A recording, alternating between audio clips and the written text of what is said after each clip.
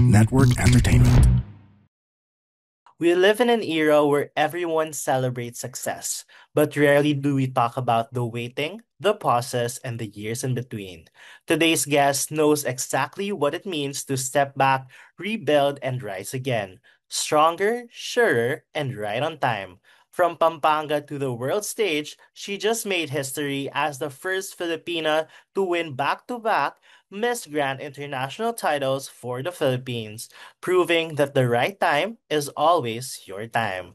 Today, we sit down with the one and only Miss Grand International, Emma Mary Tiglao. Hello, Miss Emma. Mabuhay! How are you Grabe po naman yung today? intro. Parang doon palang may iyak na ako. Grabe po. Opo. Kasi grabe din yung journey nyo. I've seen a recent interview and you've talked about like how your days from local competitions to national na what was it po? 13 years or 12 years? Yeah, 13 years because I started joining pageant. Actually, my first national pageant was 2012. That was Mutya ng Mm. Pilipinas. But before that, I joined school pageants, local pageants. So I can say it really is like a ladder. Mm-mm. So, ganun talaga siya. Hindi siya biglaan. Parang God prepared me to be stronger and to be wiser. So, ganun. Parang nag-start siya, I think, 2009, if I'm not Oh, mistaken. wow. Really. Grabe, ang tagal Long din. time. And now, you have your crown now, the Grand International Crown. How does it feel? Nag-sink in na po ba sa inyo? Or parang, did you feel already what it feels like to finally hold your crown? Oh my gosh, parang ngayon ako naiiyak. Hindi pa siya fully nagsisink in, pero nung nasa Chiang Mai kami, from Chiang Mai to Bangkok, nag-plane kasi kami, doon ko ginawa yung thank you message ko because I Mm. posted it. Parang gusto ko after 1 week after ako ma-crown, doon ko i-post yung thank you message ko. And while typing it, tulo ng tulo yung luha ko. So sabi ko, parang timing lang din na little by little nagsisink in siya. Tapos when I look at the window, I saw the sky and I prayed. So parang, siguro dahil hindi pa ako nakakauwi ng Pinas, hindi ko pa siya fully ma, ano ba yun, ma-feel. Kasi iba siguro yung feeling kapag nandyan na yung mga Pinoy, Mm. you're surrounded with your family, with your friends, with your team, with all the Filipinos. Kasi despite naman, dahil naman yun sa kanila eh. Mm. So, I'm grateful naman din that I have the Thai fans and Thai people here. I have what I call now my Thai family. And grabe, ibang klase, parang overwhelmed. Overwhelmed talaga with so much joy, gratitude, and honor. I'm honored to bring the crown back to the Philippines. And the country is so proud of you. Grabe yung support ng Filipino community. Grabe yung likes. Have you seen po yung the million likes during the country Power of the Year post? Yes! Actually, parang hindi ko in-expect na magiging ganun siya kagrabe, ganun kalaki yung impact niya. And I'm just so thankful to all the Filipinos because imagine we have like a lot of bad news happening in Mm-mm. the Philippines. We have government issues, the corruption, the earthquakes, the typhoons, the volcanoes, parang sunod-sunod. And I think this is one story of hope for all the Filipinos that even our darkest moments, we can still see light at the end of it. So I'm happy that this is more than just a victory for all the Filipinos. Yes po. And kamusta naman po everything after the coronation night po? How were you busy na po? Grabe na po ba yung events and sunod-sunod ba yung schedule? Hindi naman grabe yung events. Parang nagkaroon din naman ako ng rest day. What I did after the coronation night, we attended the Bangkok International Fashion Week and we were in the first row. So imagine na ikaw dati yung rumarampa doon, ngayon nanonood ka on the first row. So parang iba yung feeling. Tapos after that, we went to Chiang Mai. We traveled agad to visit and crown the Miss Grand Lampang, one of the provinces Mm. of Thailand. And then after that, I had a few interviews also. Philippine media, and nagkaroon din naman ako ng rest day, and I'm happy and I'm grateful that I have like a family now, new family with Miss Grand, kasi they really take good care of me, Para talaga silang family, hindi nagkakalayo kapag nanalo ka dyan sa Pilipinas or yung family and friends mo dyan sa Philippines. That's good to know po. And of course, before we talk about more about your Grand International journey, of course, you wanted to talk about the years that came before it, your waiting years. So Yes. after Miss Intercontinental, you took a step back from pageantry. Did you think back then na that was the end or that was a closing to your chapter in pageantry? After Intercontinental, huminga muna ako, and God blessed me with a new work that is a news anchor with Net25. I'm so happy and grateful with Net25 family. So I started as news anchor without any background sa media, though I do TV hosting and events hosting, but news anchor, it's a different kind of field. And I'm happy that they trusted me to do that kind of work. And then after 2 years, I think, 3 years, parang nagkaroon ako ng another work that is a morning show with Pia Guanyo and Diana Meneses, Kada Umaga Family. And then 2022, I was supposed to join Miss Universe. I trained Miss Universe Philippines. I trained, I've prepared, and then may nagsabi lang ng mga tao sa akin na, why? Bakit pa? Parang you have this career na, a lot of beauty queens want to be in your position. They want to be a news anchor. They want to be host. Ikaw, aalis ka pa? So parang I prayed. Sabi ko, Lord, ano ba talaga yung plan? Hindi ko alam. Kasi ako, alam kong meron pa sa puso ko na gusto ko pang matry. Ayoko na mag-mature or mag-age na meron akong regrets because I don't wanna live with regrets. And then, nag-pray ako. Mahilig din kasi akong humingi ng mga signs kay God. Parang wala. So sabi ko, okay, sige, maybe I will stick to my work first. Tapos, hindi pa nun nagli-lift yung age ng Miss Universe eh. So sabi ko, ay baka okay na, tama na. 27 na ako, i-end na natin. That's why yung mga videos na ginawa namin, para hindi masayang, I did this signing off video. You can see it on my YouTube. So I was like, this is Emma Mary Tiglao and I am now signing off. Mabigat siya sa puso kasi parang, this is the end of my pageantry chapter. Pero sabi ko nga, okay lang, baka hanggang dun talaga, parang maybe God wants me to do like other things, like gamitin ko yung voice ko sa ibang bagay, hosting, news anchor, doing the documentary, like Lingap sa Mamamayan with Net25. So sabi ko, okay, sige, tatanggapin ko. I will fully accept it if that is really what God want me to do. And then, sunod-sunod na, parang 23, hindi ko na siya tinitingnan. A lot of people are like asking, are you going to join? Sabi ko, hindi. Kasi honestly, ang pagsali ng pageant, magastos po. It's like you investing for a business. Hindi siya tulad dati na a lot of people will just help you. Well, marami pa rin naman tumutulong, pero magsispend ka talaga ng money. And the beauty queens know that. The candidates, alam nila yan. So sabi ko, kung gagastusin ko yung savings ko, paano naman yung future ko? Parang magre-risk ka and parang business talaga, magre-risk ka ng malaki and hindi mo alam kung may ROI. Ganon siya. So gusto ko, kung sasali ako, meron akong separate na savings for that and hindi ko gagalawin yung savings ko for my family because I'm also helping my family. And then, 2025 came. Yes, I had the opportunity dun sa Miss Universe Philippines to represent another province. But then I was in New York that time and I think ayoko kasing lumaban na alam kong hindi ako handa. Alam ko sa sarili ko kapag ready ako.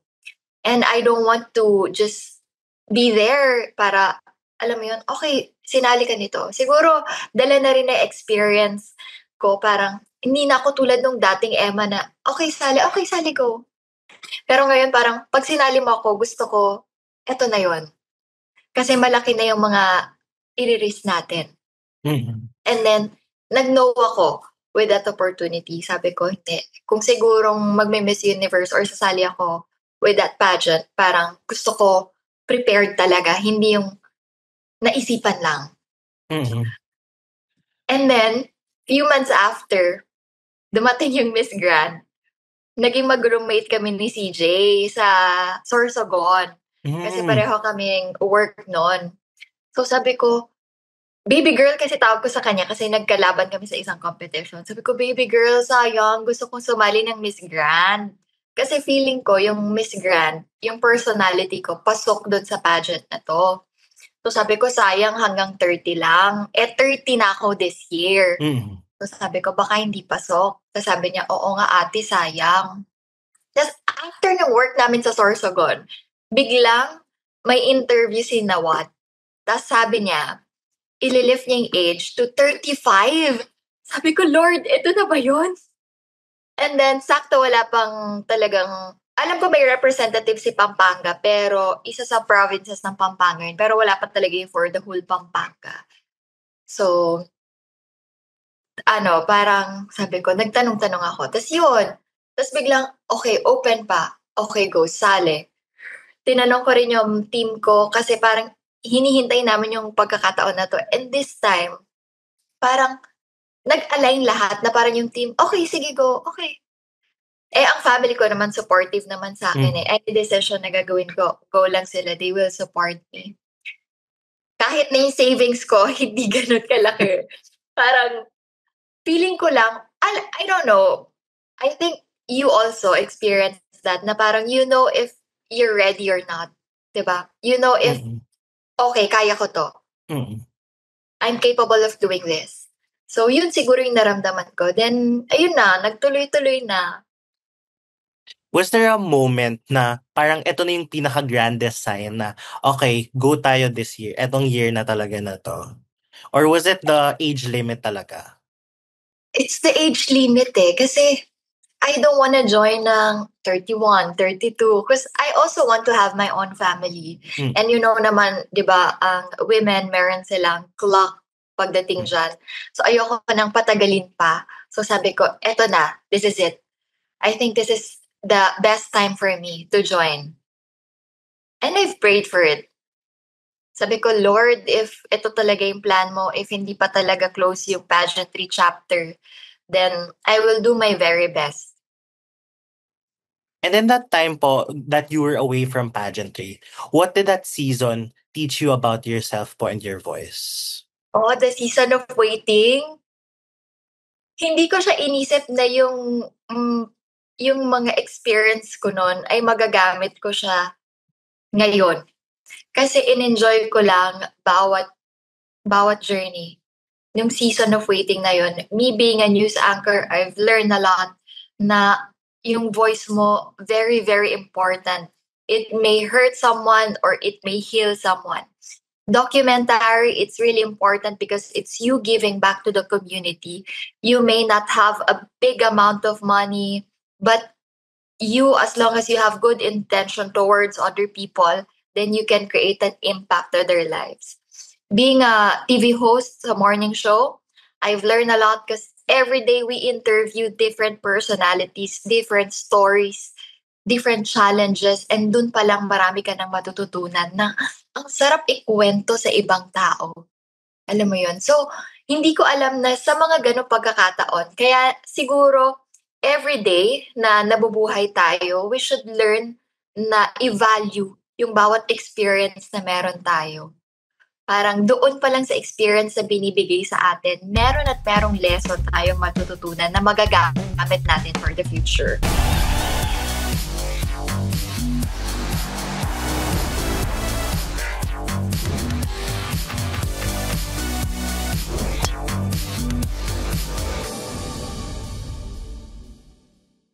Ngayon, hindi natin alam kung saan natin magagamit, but I hope that we will treasure everything na pagdadaanan natin. At coming back from being from years away from pageantry, how did you prepare differently, not just physically and emotionally, but not just physically, but emotionally and mentally? And what was different from Emma Tiglao this time around from her first international pageant?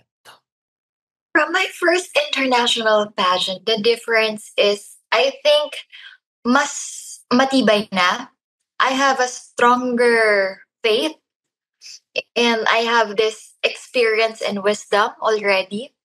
And whatever na sabihin sa akin or mabasa ko, as long na alam ko yung core ko, yung foundation ko, parang okay. Because I can only control my reaction. I cannot control other people. Doon ako nabuhay. Nung una, madali siyang sabihin, pero ang hirap gawin, ang hirap panindigan. But when you have this experience and wisdom, ganun pala siya, ganun yung pakiramdam. Na, okay, I cannot control you, I cannot control your opinion, that's your opinion. Pero eto ako I have my whys, and you don't know my real story. Ako lang nakakaalam, and God knows it. God knows the real intention na meron ako. And yun lang, yun siguro yung kaibahan. And in terms naman of preparation, ang hirap makipag-compete sa mga Gen Z, ha? In what way po? Iba yung in terms of social media, kasi may social media naman ako, pero grabe ang Gen Z sa social media. Parang, wow, their life. So, ang dami ko rin natutunan sa kanila na I hope may natutunan din sila sa akin. Ano pa lang, Miss Grand Philippines pa lang, ang dami ko nang natutunan sa mga co-candidates ko na Gen Z. Pagdating pa dito. So, parang, ano siya more on adapting also. You being adaptable and relatable to this different kind of generations. Ganun siya. Mm-mm. And did you have a strategy po in navigating your MGI journey? And what mindset did you want to have to set from day one? During send-off, marami namang mga Pilipinong naniniwala. But there's this doubt na baka hindi ibigay kasi back-to-back. Parang hindi pa nangyari yon na nag-back-to-back sa MGI or anywhere. Parang you making the impossible possible. 'Di ba? Parang, pero hindi ako nag-stick to that. And there's a pressure kasi nga, ang gagaling lahat ng ating Filipina queens na pinadala sa MGI. Hindi ba lahat parang halos may placement. So parang, nandun yung pressure. But I am thankful. I am surrounded with a good team na tinutulungan nila ako with the right mindset just to enjoy it, give my best because I have a lot of people around me supporting me. So, ganun nila ako tinuruan, ganun nila ako may mindset na every day we have a meeting, tinatawagan nila ako. May mga times na may iyak ka na lang. I think makaka-relate talaga yung mga candidates dito and beauty queens na hindi mo alam na may iyak ka na lang na siguro dahil din sa pressure, sa pagod, sa lahat. Parang sa saya, mixed emotions na siya. So, may mga ganun din akong pagkakataon na parang naiiyak na lang din ako na, bakit? Pero, yun nga, lagi kong pinipray kay God nun. Kasi ang dami namin nun, parang yung team ko rin, ang strong din ng faith nila. Parang lagi kong pinipray na, Lord, I know there's a reason kung bakit mo ko pinasali ulit dito. At gagawin ko yun. At paninindigan ko yun. Gagawin ko lahat. As long as you will guide me. And you will give me strength. So, pinanindigan ko lahat yun. And I just enjoyed this journey. Kasi sabi ko nga, hindi ko alam, baka last pageant ko na to or something. So, parang gusto ko lang ma-enjoy talaga siya. And hindi lang back-to-back yung pressure dahil you were quickly labeled as a frontrunner in Miss Grand International. How did you handle that while staying grounded naman? I'm happy and grateful that they appreciate the things that we do, no, that we did through OOTDs, the pasabog photos and videos. Siguro, mas nangibabaw doon yung personality na binigay natin sa kanila. Kasi ikaw as a person, you know if the other person is really genuine, 'di ba, towards you. So I think yun yung na-feel ng mga tao, and hindi ko siya nilagay sa isip ko. Kasi once na nilagay mo sa isip mo yan, parang mape-pressure ka lalo. Lalo kang, I need to do this because there are a lot of people watching. I need to be perfect. Mas nilagay ko siya sa puso. Mas naging grateful ako kasi nakikita nila yun and mas nabavalue nila yung ginagawa. Kaya mas na-enjoy ko siya. Ganun siguro. Mas ilagay mo siya sa puso. Mas maging thankful ka instead of you pressuring yourself more. I think that's also why people loved you po kasi napaka-authentic lang din, napaka-genuine nung nung nakikita din ng mga tao sa inyo. And siguro one thing that people loved about you is from day one, napaka-pasabog ng entry mo sa Miss Grand. Like everyday OOTD, laging may pasabog. Kaya nga sabi nila parang you went against the know when to peak na sinasabi nila sa competitions or pageants. So ikaw ba personally, Miss Emma, do you agree with this? Or you're someone na parang, okay, parang gets mo bakit to know when to peak? Or did you not try to navigate this in your MGI journey? More on you being better every day. Kasi naalala ko yung sinabi ng mentor ko, may pasarela trainer, sabi niya, kung hindi mo ibibigay yung best mo every day, parang lagi kang may hesitation, lagi mong kinikip yun. So the next day, parang gano'n na naman yung thinking mo. Di ba mas magandang thinking kapag everyday, laging better version of yourself pinapakita mo. Para the next day, another better version of yourself na naman yung makikita nila. It's you giving your best every day kasi hindi mo alam kung anong pwedeng mangyari. Hindi mo alam this day pala, ginajudge ka nila. I don't know parang hindi mo alam kung paano yung takbo ng isang pageant, kung paano sila mag-judge. And here in MGI, from the day that we arrive, I think we are being judged. Ganun siya. So every day, parang kailangan authentic ka, kailangan ini-enjoy mo lang. Kasi the more na nanggigigil ka, I think the more na nanggigigil ka, mas parang nakukulong mo yung sarili mo na hindi mo mapakita yung best mo, hindi mo mapakita yung ikaw.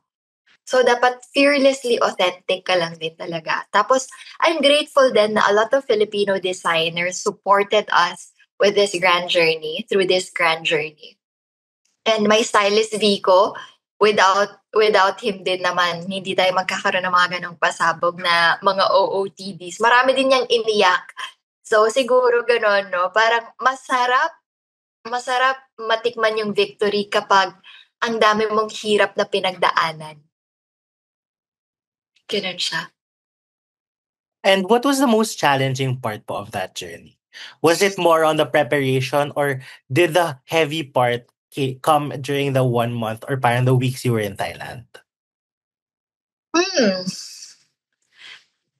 Honestly, yung pagkapanalo ko ng Philippines, hindi pa siya fully nag-sink in sa akin. Kasi from preparation during Miss Grand Philippines, tas nanalo, diretso prepare ulit for international. So parang wala akong time to think about na, panalo ako sa Pinas. Parang dire-diretso siya kasi we only have like less than a month to prepare for international. So parang nagdire-diretso yung preparation na parang walang time to breathe na nangyari lahat to. So, yung pinaka-challenging part, aside sa financial, because it's really hard to join kapag you have small savings, no? And I'm really thankful I have this silent supporters na talagang tumulong sa akin financially, emotionally, physically, willing talaga silang tumulong. And yun siguro yung one of the most challenging parts, and I think the time.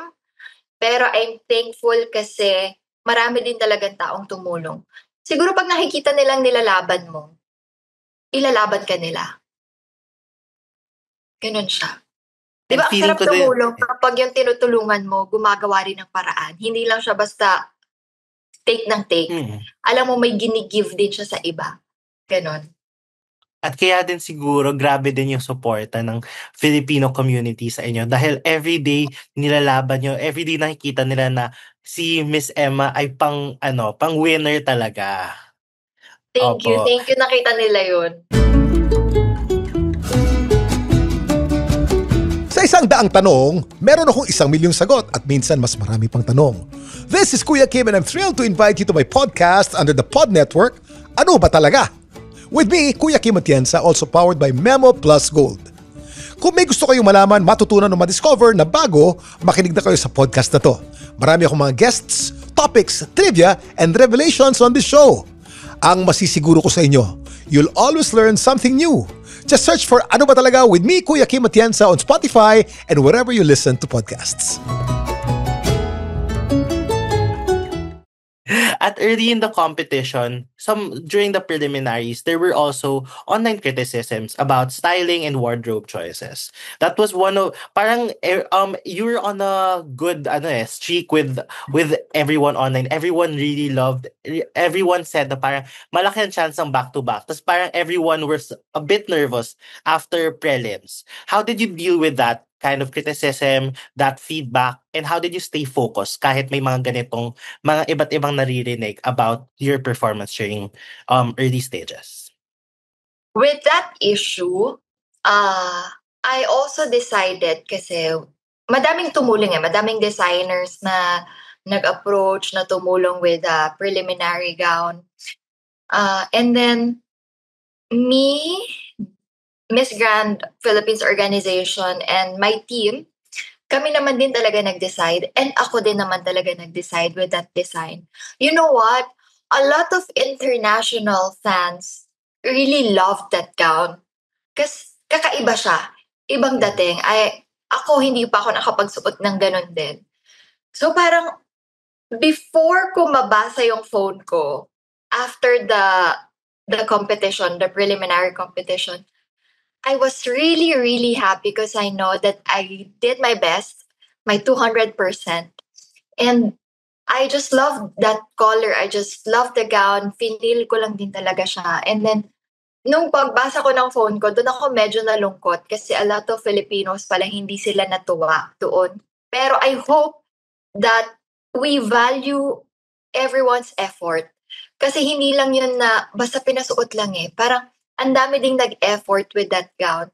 Sana in everything na i-showcase natin, bina-value din natin, ina-appreciate din natin yung work ng bawat isa, the designer, the stylist, the team, the girl who wore it, diba? So parang, instead na mag-throw tayo ng negativity, but hindi na lang din positive. Pero, thankful na lang din ako talaga sa team. Sila talaga yung tumutulong sa akin and my family na magkaroon ng proper mindset to be positive all the time.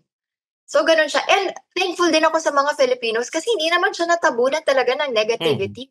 Diba? Parang mas nangingibabaw pa rin. I don't know. I'm optimistic kasi. Mas nakikita ko siguro yung positive side na lang doon kesa mag-focus ako on the negative one. Because if you will focus on the negative one, everything around you will be negative. So I just want to focus on the positive energy para yung mag-radiate din is positive. I think what really helped then is yung magandang mindset to be surrounded by a good community of people na will continuously encourage you and will continuously help strengthen that mindset. Kasi ang hirap pag you're drowned out by the noise din Kaya parang I think I've heard a lot na parang ang hirap din kapag laging nagbabasa kasi parang drowned out ka by different people na iba't iba yung sinasabi at laging may hindi ka naman masusunod doon.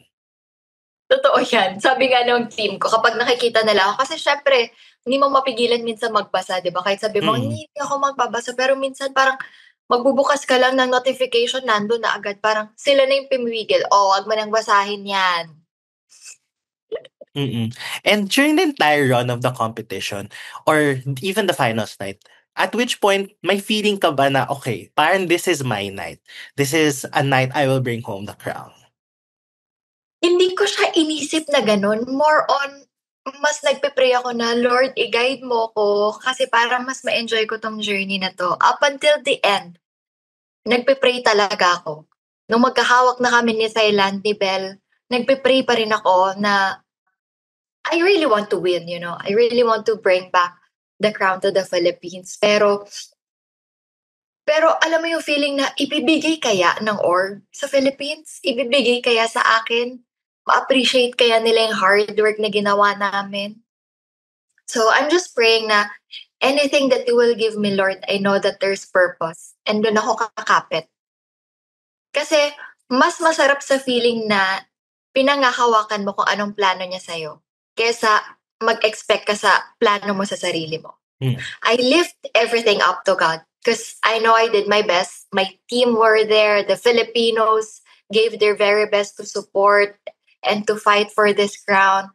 So sabi ko nung last one, Lord, I lift everything up to you. Kayo na po. At nung announcement naman nung winner na, nung magkahawak na kayo ni Thailand at tinawag na ang Philippines as the winner, what was the very first thought that crossed your mind? Especially na you made history as with a back-to-back win.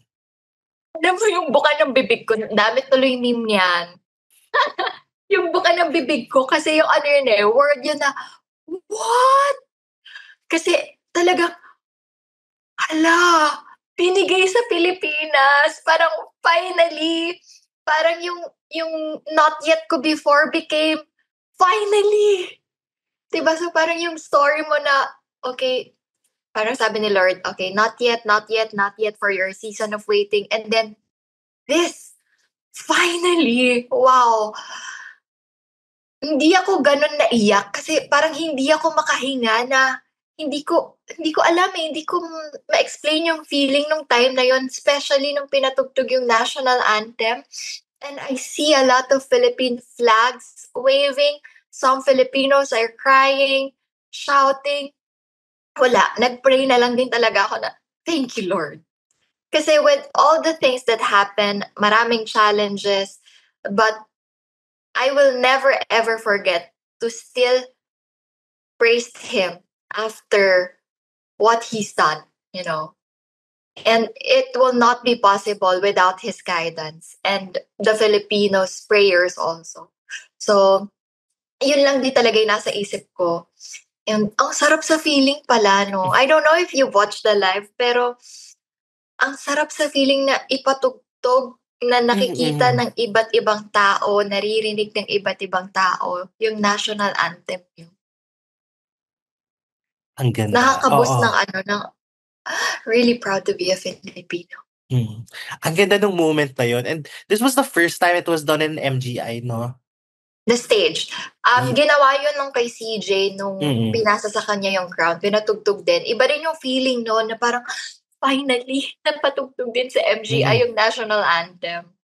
And especially after years na we had a lot of almost. And you yourself, you had a lot of almost. How did it feel na finally after a 13-year journey, you were able to bring home your to get a crown already?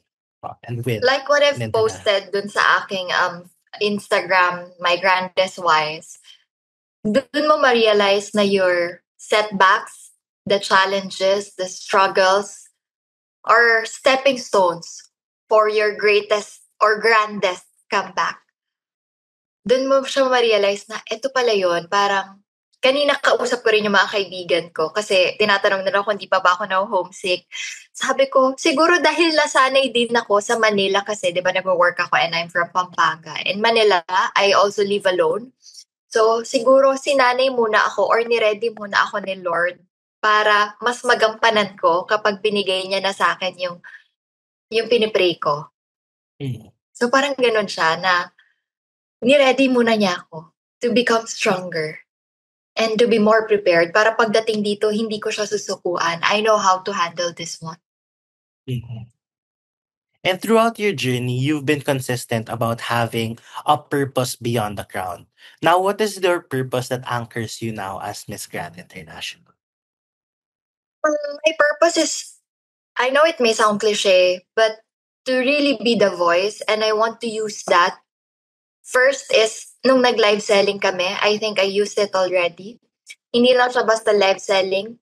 We allotted part of our commission to help the Filipino people who were affected by earthquake in Cebu, northern part of Cebu. And what I'm looking forward to with my reign is that I can visit countries and create an impact. Siguro more on kung meron man ako ma-interview or matulungan na ibang tao, ang sarap kasi na yung story mo, maging hope siya or inspiration, kahit isang tao lang na ma-inspire mo or mabigyan mo ng hope, masaya na ako kasi I know I I made a grand impact sa ibang tao. Parang ganon siya. Siguro kaya din ako nilagay ni Lord nun sa maging host ng docu para turuan niya ako kung paano makinig sa story ng ibang tao. And dun ko gustong gamitin yung crown ko, yung reign ko ngayon. Makinig ng iba't ibang story and after makinig, ako naman, yung story ko naman yung papakinggan nila para magkaroon ng pag-asa sa buhay ng ibang tao. And ang ganda pakinggan na how everything resulted to this, how parang it all aligned. And parang even if you weren't able to compete for the universe, and 'di ba parang na-mention din na one of the appearances that you'll be having is in the Miss Universe pageant in Thailand next month. Yes, I think we'll be hosting minor event. Hindi ko pa alam talaga totally. Wala pang sinasabi sa akin. Pero I will stay also kung saan nagsistay yung mga Miss Universe candidates. So parang, thank you Lord for the experience.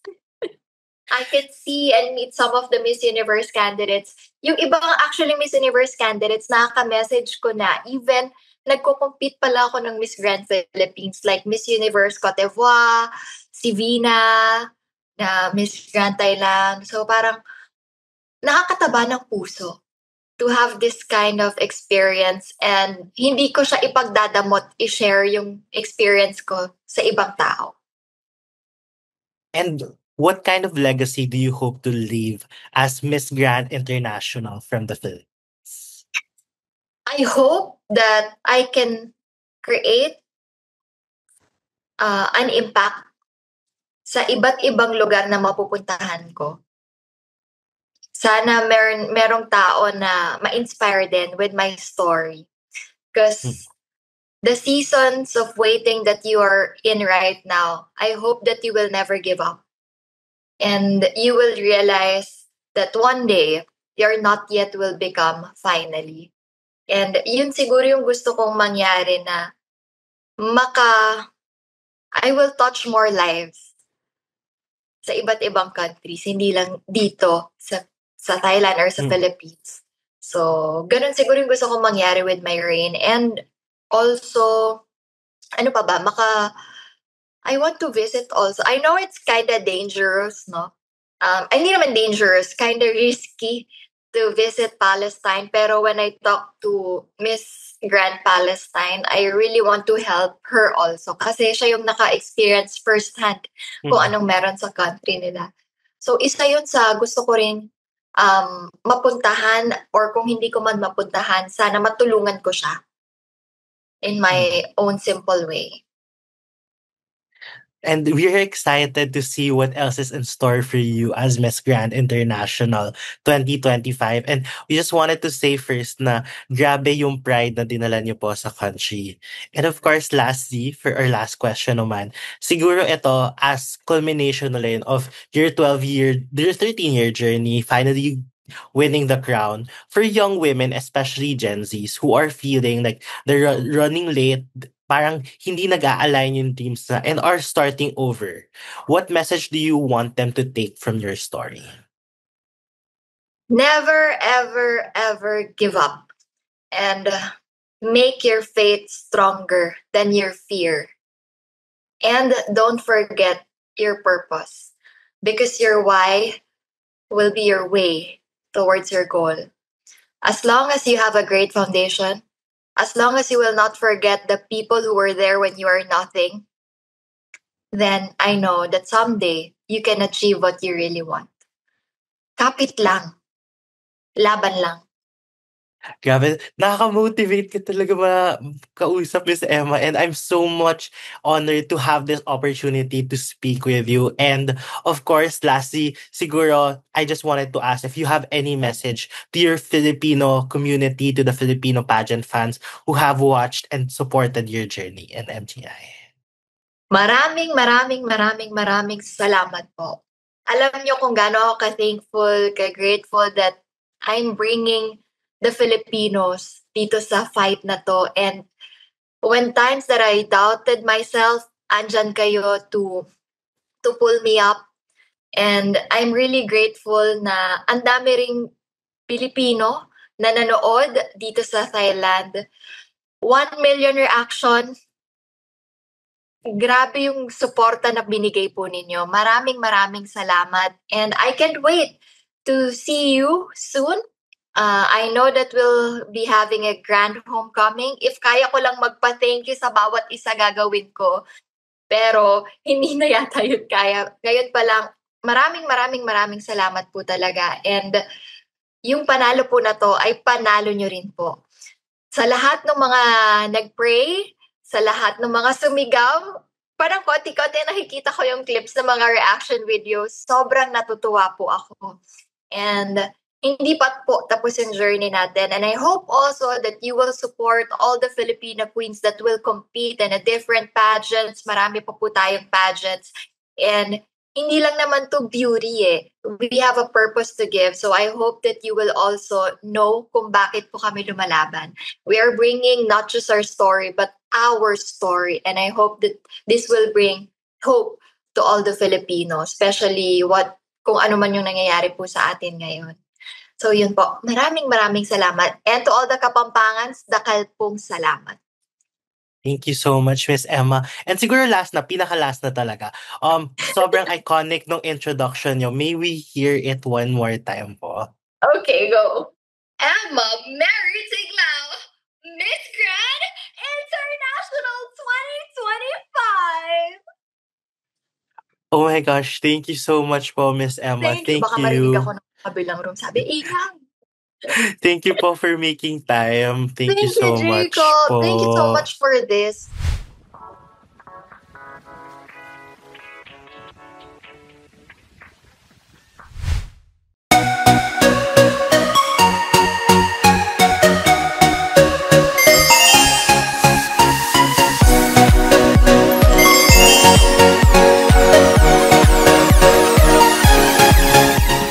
This is brought to you by Bingo Plus.